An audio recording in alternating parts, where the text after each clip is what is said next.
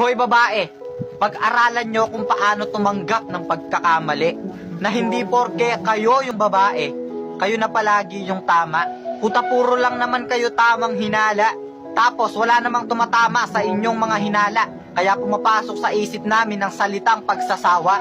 Tapos sasabihin mo kung mahal mo, hindi mo pagsasawaan. Putang ina, pagod na kaming masaktan. Kami yung nagsusori kahit kayo yung may kasalanan. Kapag kayong mga babae may kausap na lalaki, kaibigan. Pero kapag kaming mga lalaki may kausap na kaibigang babae, puta kabit.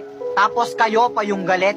Kayong mga babae, hindi nyo ba naiintindihan yung salitang intindihan? O kailangan ko pang ipaintindi sa inyo para inyong maintindihan na hindi sa lahat ng pagkakataon kami yung may kasalanan dahil nasasaktan kami ng hindi nyo nalalaman.